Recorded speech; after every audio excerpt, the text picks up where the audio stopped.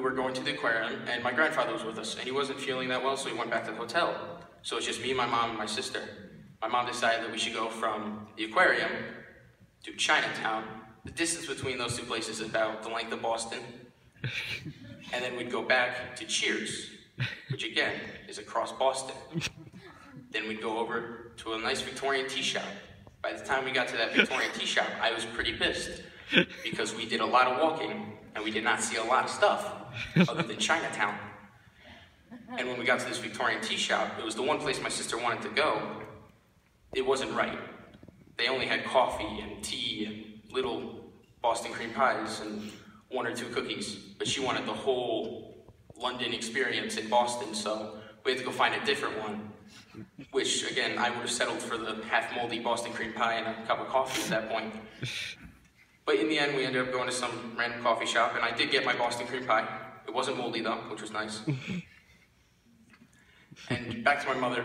My mother, I've given her a lot of bad mojo about her, but she really isn't that horrible of a person. In fact, at 16, I was just driving in the last story, so how did I get that car? 16th birthday, I woke up, went downstairs, there's a letter on the kitchen counter that says, "Happy birthday, Mickey. We have a car waiting for you outside." Went outside to get to my new car, and luckily I dove out of the way before they hit me. But yeah, so like I said before, I have a very large foot, and I have a problem with my foot where it points this way when the other foot points this way. That's because I broke my leg about a year ago, saving yams. It is the yams. And the yams, they were very important because we needed them for a school project, and it was me and my friends, we were working on a project, and all of our grades really needed the boost, considering it was about 2 days into the marking period already. And all we had to do was film a video, and we forgot the yams inside. So we said, "Mickey, go run inside, get the yams." So I ran inside, got the yams, I was running them back out. I hit a small patch of ice, or as my friends like to call it, nothing. And I fell into a snowbank. Now, my body hit the soft snowbank, except for my foot. My foot hit this large patch of ice and stuck there. The rest of my body kept falling, but my leg stuck there. So when I went to get up, I fell right back down because my leg was broken. We had no clue it was broken, no swelling, nothing. So I called up my dad to come pick me up from my friend's house and to take me to the hospital pretty much. And he didn't want to take me there. He figured it was pointless. I just have no pain tolerance, which I did pretty good for a kid with a broken leg.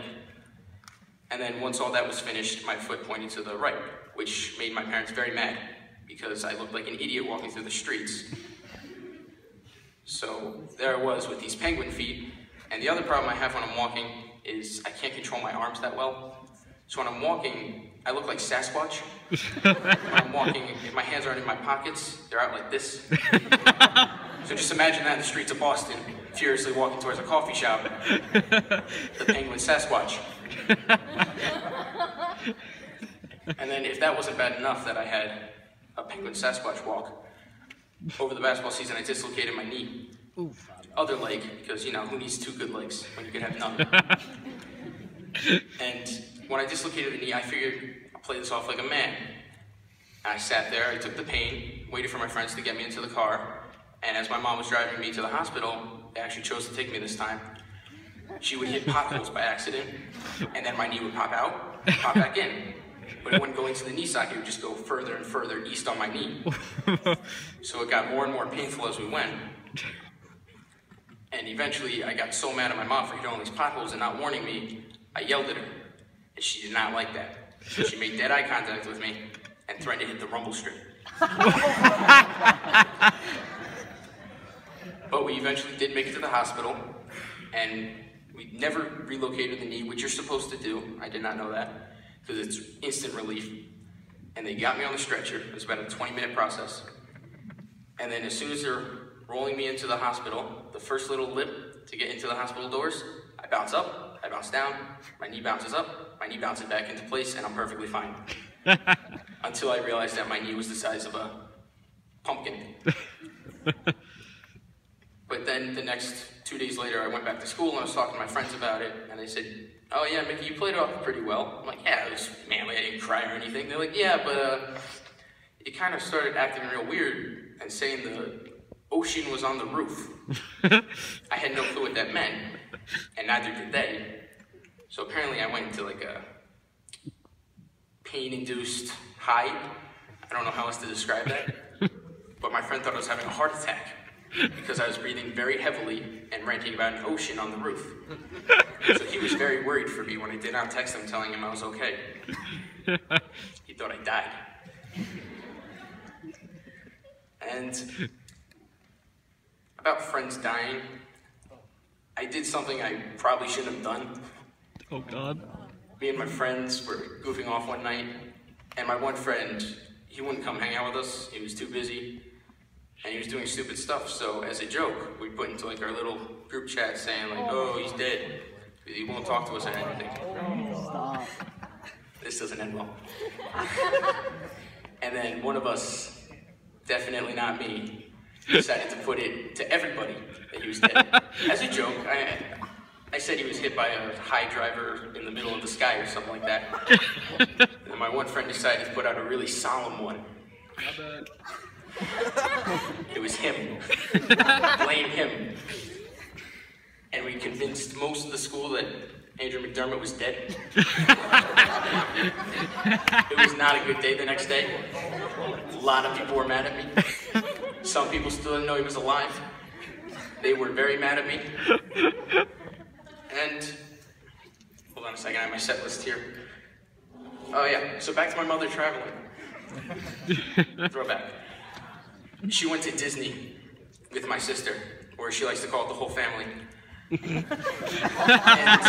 she came back and she had gotten my sister like this $100 Mickey Mouse shaped seashell or something like that. And she was very nice and she got me a t-shirt from my dresser. And the one question I had to ask her was, she went right after the Super Bowl, did she see the Broncos there? Because I like to think the Broncos are the best league in the best team in the league. And I like to think that they're pansies, because they're going to Disney for little kids. So I like to imagine Peyton Manning just having the time of his life on the teacups.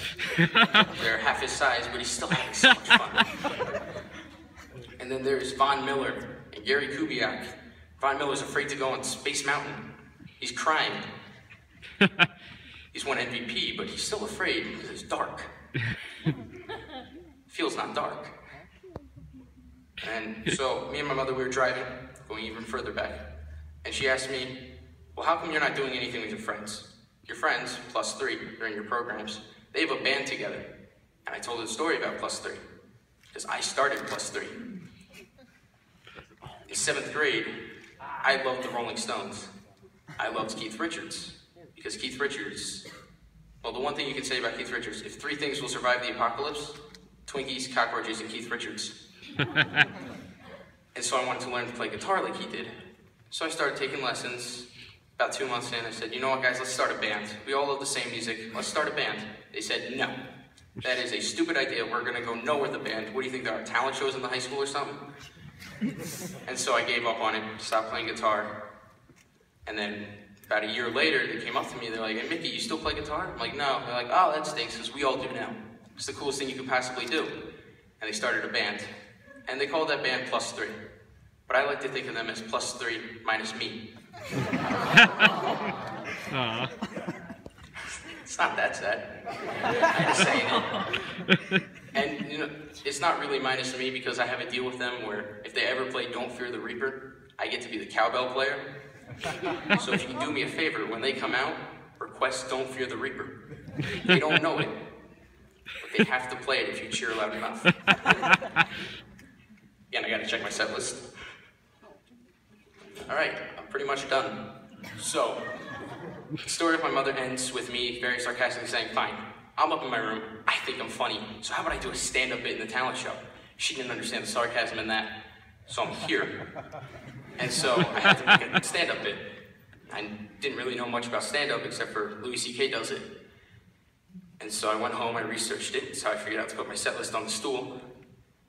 And I also learned that the number one thing you can't do, which is what I was planning on doing, is steal jokes. And if you do steal a joke, you have to give credit to it. So, to finish off my set, I'd like to say a joke that meant a lot to me growing up, and give credit to it, of course. What is the best side of a house to put a deck on? the outside. That's done by the popsicle stick. Thank you.